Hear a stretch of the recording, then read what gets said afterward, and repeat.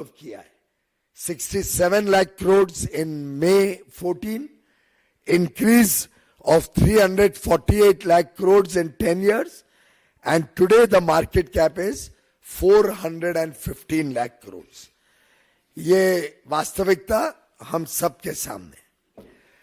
अब इसमें गौर करने की बात है कि इसका सबसे बड़ा लाभ किसको हुआ, और ये हम सब के लिए गर्व की बात है कि भारतीय निवेशक, और उसमें भी हमारे रिटेल इन्वेस्टर्स, खुदरा निवेश जो करते हैं, उनको आज इसका सबसे बड़ा लाभ हुआ है. आज वो सिर्फ बाईस्टैंडर के रूप में मार्केट बढ़ रही है दूर से नहीं देखते, आज वो मार्केट में पार्टिसिपेट करते हैं, आज वो निवेश करके उसका लाभ सीधा लेते हैं. और उसके आंकड़े भी मैं आपके समक्ष रखता हूं.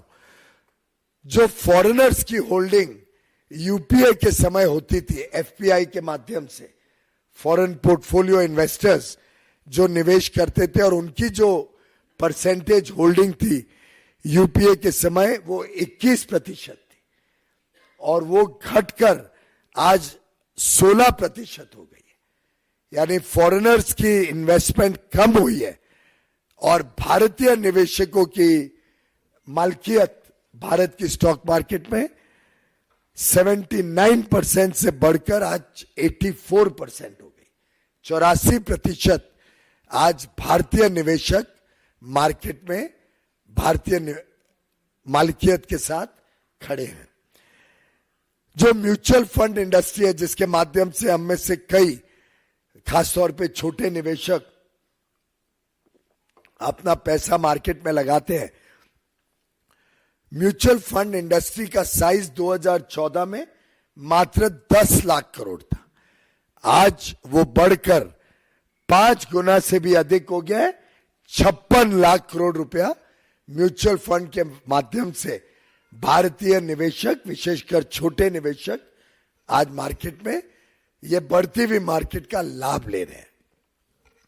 और ये छोटे खुदरा निवेशक, रिटेल इन्वेस्टर्स ने ये सुनिश्चित किया कि भारत की जो आज की मलकियत है वो आज फॉरेन इंस्टीट्यूशनल इन्वेस्टर्स की मलकियत से भी ज्यादा हो गई है. मित्रों, आज भारत के हर पिन कोड में, देश के कोने कोने में आज इक्विटी मार्केट में इन्वेस्टर्स आ गए हैं, और उसका लाभ आज देश के कोने कोने में निवेशक ले रहे हैं. जब भारत वैल्यू क्रिएट कर रहे हैं, जब भारत की ग्रोथ स्टोरी, भारत की विकास के कारण मार्केट में वैल्यू क्रिएट हो रही है, उसका लाभ देश के कोने कोने में निवेशक ले रहे हैं. करोड़ों निवेशक आज इक्विटी मार्केट में या तो सीधा डायरेक्टली, या म्यूचुअल फंड के माध्यम से, या एम्प्लॉइज प्रोविडेंट फंड के माध्यम से, या एनपीएस पेंशन फंड्स के माध्यम से, या इंश्योरेंस प्रोडक्ट्स के माध्यम से, ये अन्य अन्य तरीकों से आज भारत के छोटे निवेशक इस बढ़ती हुई मार्केट का लाभ उठा रहे हैं. और दुनिया में आज भारत की जो मार्केट है, इक्विटी मार्केट है, इसको पूरे विश्व में आज इज्जत भी है, स्वाभिमान भी है. इसको बड़ा वेल रेगुलेटेड मार्केट माना जाता है. सेबी को कई कीर्तिमान मिले हैं विश्व में उनकी रेगुलेटरी प्रैक्टिसेस के लिए, और उसी के कारण आज हमारी मार्केट चाइना की जो वैल्यूएशन मापदंड रहते हैं उससे भी अधिक भारत की मार्केट को मापदंड दिए जाते हैं. उन मापदंड पे भारत की मार्केट को वैल्यू दी जाती है, क्योंकि लोगों को विश्वास है भारत पर, भारत की सरकार पर, भारत के नेतृत्व प्रधानमंत्री नरेंद्र मोदी जी पर. और यह तभी हो पाया जब एक बड़ा मैच्योर्ड, समझदार और समझदारी से निवेश करने वाला छोटा खुदरा निवेशक मार्केट में बड़े पैमाने पे आए. और देखिए मजेदार बात कि गत दिनों में 4-5 दिनों में भारत के निवेशकों ने कैसे विदेशी निवेशकों से भी ज्यादा समझदारी बरती और उसका मार्केट का लाभ लिया। आप अगर देखें तो अप्रैल और मई में जब मार्केट बढ़ रही थी तब फॉरेनर्स ने मार्केट में बेचा और भारतीय निवेशकों ने उसका लाभ लेके उसको खरीदकर ये जो बढ़त हुई है गत 2 महीनों में उसका लाभ भारतीय निवेशकों को मिला। भारत के निवेशक चाहे वो खुदरा निवेशक हो या डोमेस्टिक इंस्टीट्यूशनल इन्वेस्टर्स हो, जिसका फायदा भी सीधा भारतीय निवेशकों को मिलता है। अगर हम गत 3 दिनों की बात देखें तो जिस दिन एग्जिट पोल अनाउंस हुआ उस दिन भी फॉरेनर्स ने बेचा। जब एग्जिट पोल अनाउंस हुआ उस दिन भी जिस दिन एग्जिट पोल अनाउंस हुआ फॉरेनर्स जो पहले बेच रहे थे उन्होंने खरीदा 6,850 करोड़ रुपए का शेयर्स फॉरेनर्स ने बेची एग्जिट पोल के दिन जब मार्केट हाई थी। तो भारत के निवेशकों ने उसमें एक प्रकार से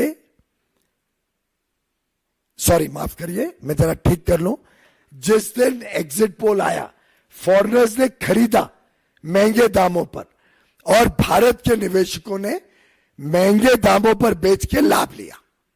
6,850 करोड़ रिटेल में फॉरेनर्स ने खरीदा महंगे दामों पर और भारत के निवेशकों ने उसका लाभ लिया। अगले दिन जब रिजल्ट आए 4 तारीख को, उसके 2 दिन बाद 4 तारीख को जब मार्केट गिरी उस दिन फॉरेन इन्वेस्टर्स ने बेचा, कम दाम पर बेचा और भारत के निवेशकों ने उसको खरीदा इस विश्वास के साथ कि मोदी सरकार आ रही है, हम इसका लाभ लेंगे। तो फॉरेनर्स ने महंगा दाम खरीदा और सस्ता दाम बेचा। भारतीय निवेशकों ने महंगा दाम बेचा और सस्ता दाम खरीदा। तो एक प्रकार से भारतीय निवेशकों ने इस अंतराल में भी कमाई करी, किसी का नुकसान नहीं हुआ। और ये जो बात 30 लाख करोड़ की करते हैं राहुल गांधी जी, मुझे ध्यान आ गया कि क्यों देश की जनता का राहुल गांधी जी पर जरा भी विश्वास थे, क्योंकि वो ये भी नहीं समझते कि ये तो वैल्यूएशन है। वैल्यूएशन से मतलब नहीं है, जो खरीद और बेच होती है उसी का मतलब होता है। और उसमें फॉरेनर्स ने नुकसान पाया, भारत के निवेशकों ने लाभ लिया है। तो रिटेल इन्वेस्टर्स भारत के इस दौरान भी लाभ लिया और फिर आज के दिन मार्केट फिर एक बार जो 3-4 दिन पहले थी उस मार्केट पे फिर एक बार पहुंच गई, जब स्पष्ट हो गया कि मोदी सरकार आ रही है, मोदी जी प्रधानमंत्री बनने जा रहे हैं। तो मित्रों, 10 साल के मोदी सरकार के सफल काम की वजह से मार्केट में जो हमारे भारतीय निवेशकों ने लाभ लिया ये बड़ा स्पष्ट है। इस दौरान भी जो मार्केट में उतार चढ़ाव हुआ इसका भी लाभ भारतीय निवेशकों ने लिया। और मैं समझता हूं यही विश्वास दुनिया का भी भारत के ऊपर है, मोदी जी के ऊपर है। फिर एक बार मोदी सरकार आएगी और पूरे विश्व को यह विश्वास है कि भारत की अर्थव्यवस्था तेजी से आगे बढ़ेगी। अब देखने को मिल रहा है कि अब फिर एक बार भारत की स्टॉक मार्केट भी ठीक है, इस अंतराल में भी भारतीय निवेशकों ने लाभ लिया है। और मैं समझता हूं आज बड़ा प्रश्न जो लोगों के सामने है तो ये खड़ा हो रहा है कि जो जो वादे राहुल गांधी जी ने किए थे उसका क्या होगा। आज हम देख रहे हैं कि कई जगहों पर हमारी बहनें, हमारी महिलाएं कांग्रेस के कार्यालय के बाहर खड़ी हैं। कर्नाटक, तेलंगाना, हिमाचल की सरकारों से पूछ रही हैं कि वो जो 1 लाख रुपए प्रति महिला को देने का वादा राहुल गांधी जी ने किया था, अब वो उसको पूरा करे और जहां जहां पे महिलाएं कांग्रेस से और कांग्रेस की सरकारों से अपना हक और न्याय मांग रही है, मैं उम्मीद करता हूं कि राहुल गांधी जी उसको पूरा करने का काम करेंगे, बजाय के निवेशकों को डराना और ये साजिश रचना कि भारत की उभरती हुई अर्थव्यवस्था पर अनाप शनाप प्रश्न चिन्ह उठाकर लोगों को गुमराह करना। बहुत बहुत धन्यवाद।